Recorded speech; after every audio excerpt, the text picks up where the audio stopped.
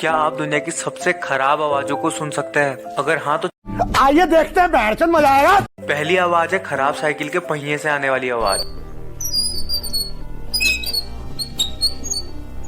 Number 2, जब कांटे को प्लेट में चलाया जाता है।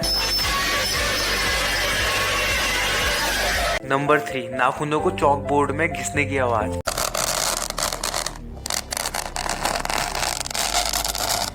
कमेंट करके बताइए कि इनमें से सबसे खराब साउंड कौन